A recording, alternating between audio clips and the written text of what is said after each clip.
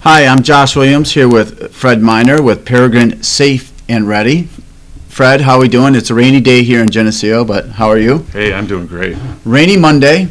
Yeah. We had coming out of the weekend, and it's been eventful in the political landscape. We were talking about that earlier, but just a little bit about Safe and Ready. You specialize in self-defense. Self-defense, personal training, nutrition counseling.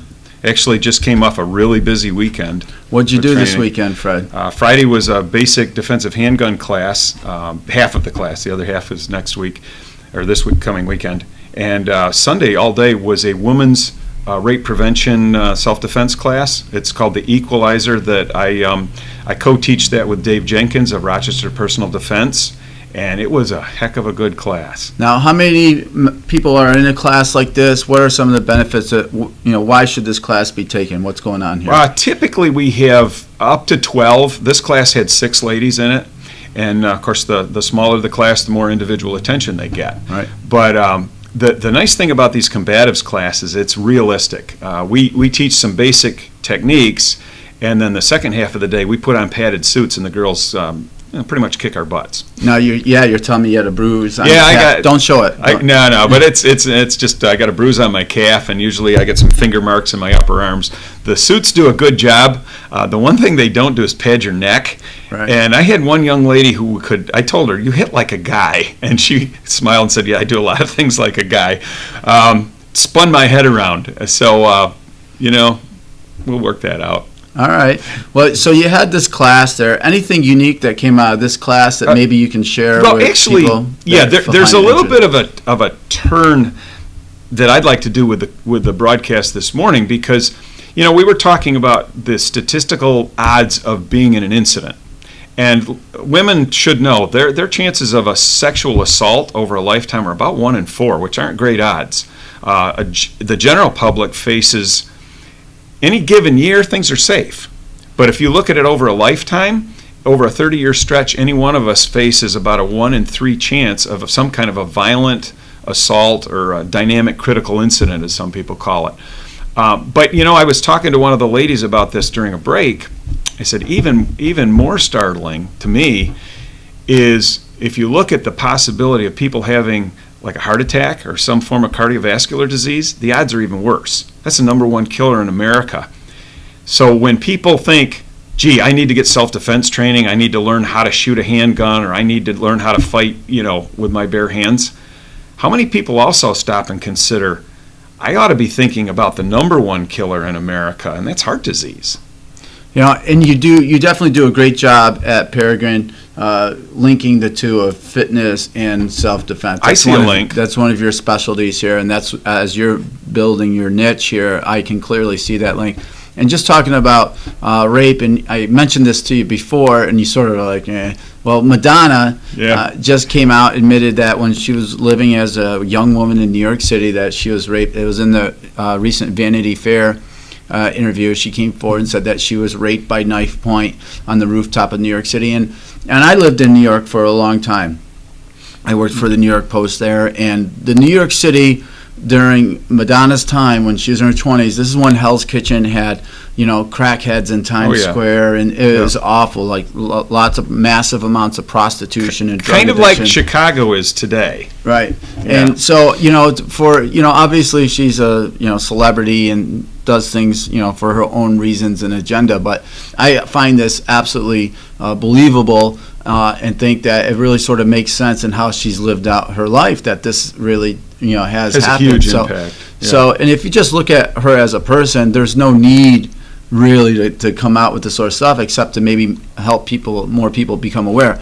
One of the things that I've known in my time in New York City is a transient community, meaning that people are coming and going from different areas, and they're coming from places like Geneseo, like Livingston County, like the Rochester area, and when they get into these sorts of environments, they're not prepared, especially young women coming out of college where they've been. Us country folk aren't really very well adapted to the big city life, but let me say something. I have a cousin who suffered an attempted rape right over here on Genesee campus years ago. This is some decades ago, but it did happen. When we teach these classes, it's typical that at least one of the women during the course of the day comes forward and says they were either molested as a child or the victim of a rape or an attempted rape. So you don't have to go to New York City or Hell's Kitchen to run into this. And the other thing is, now it sounds like in Madonna's case, which these are the more sensational ones that'll be in the news, an unknown attacker. Right. Okay, a lot of times these turn out to be serial rapists and so forth. Most sexual assaults are performed by someone who's known to the victim. It'll be a friend of a friend. It'll be a casual acquaintance. One of the all too common situations that happens on a college campus is a boyfriend of a roommate. And the boyfriend will spend the night, the roommate will go to class, and then the boyfriend decides he wants to check out the other half of the room. You know, it's not uncommon, and a lot of young ladies do not leave home mentally or physically prepared to deal with this.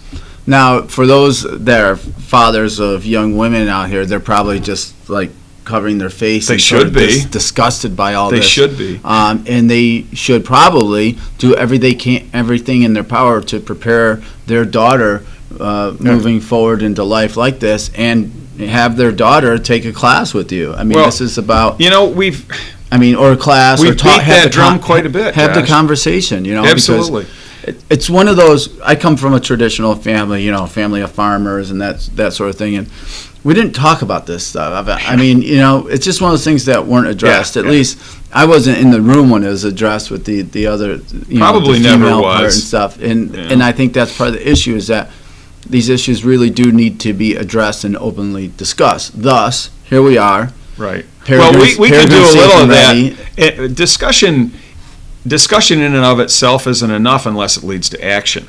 It's like the guy that you talk to, and Josh just ran a marathon yesterday, so I think he's looking pretty sharp for a guy who put his 26 miles in, and that the day after he did a PT test with the Air Force. So you understand fitness, but how Right. many times do you talk to somebody that says, yeah, I really need to get in shape? A lot. And you'll talk to that same person a year later, and they'll be saying the same thing. Sitting right in the same shape. Probably they're in worse shape. Exactly. Or the other one is that I love is you're getting, I got to go now, I got to go train, and they say, why do you need to run? You're already thin.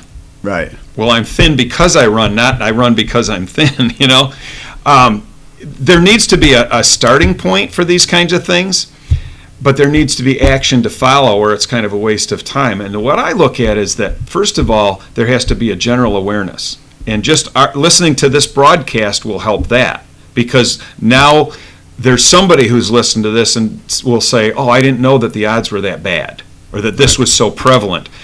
Unfortunately, there's probably somebody that'll listen and say, geez, I thought I was the only one. Okay, and that breaks my heart, but that's the reality of it. Now, the next thing is, okay, so what would I do if, and fill in the blank. And that's what we try to do with reality-based training, is to put people in the most likely scenarios that they would face and have them fight their way out of it. One of the things that we've talked about, and we've done a couple of discussions in our process of knowing each other, is you're sort of bringing this sort of theme up, is called situational awareness. Mm-hmm. Even the fact of you're out in a bar and having a conversation, the fact that we're having a conversation about this, it might trigger something where somebody is a little bit more alert to their surroundings, seeing what's Sure. going on, and being aware of their environment. And this is sort of where we're getting at, maybe as somebody's having a couple of drinks and stuff, there's some creepy guy checking them out, and being aware of that situation, situational awareness. So I think these conversations that we're beginning in an early phase here, They could be really helpful. Really helpful. If people pay attention. Right. And one of the things I'd like to say, especially to the ladies out there, is, we live in a relatively polite society, and except the news business. except the news business. Yeah, you Right. probably get the other end of it. People need to know when to break the social norm. And what I'm talking about is, when there's that guy that's really creeping you out, you don't try to get small and wish he'd go away, because it frankly won't work. That's exactly what makes a woman more of a target to the predators out there. The thing to do is, right in front of a lot of people, say you're walking in the mall, and every time you come out, the creepy guy is still standing there. After about 3 occurrences, turn around and in a loud command voice say to him, "Are you following me? What is your problem?" if you do that, most of them will leave and look for an easier target.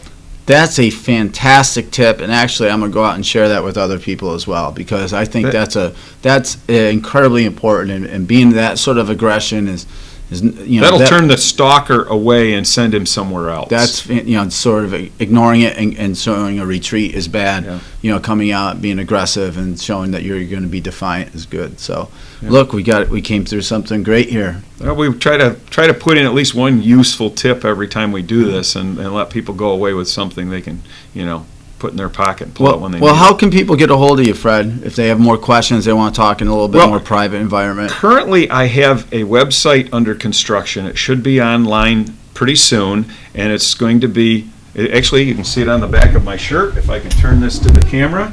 Okay, can you read that? It's www.peregrinesafeandready.com. Peregrine like the falcon. Peregrine like the falcon. In addition to that, you can call me either at my home phone. I'm in the 585 exchange. It's 335-3702, or my cell phone is 447-0357. That's an easy one to remember. And one of the current trends that they have going out there is corporate functions, where you can go out to an office and teach female office workers or all office workers in a little training environment. So if you do run your own business and you would like to do something a little bit more proactive and outside the box, I know Fred would be more than happy. Be glad to. We've done through my friend Dave Jenkins in Rochester Personal Defense. We've done this with several places. I've been on a couple different college campuses.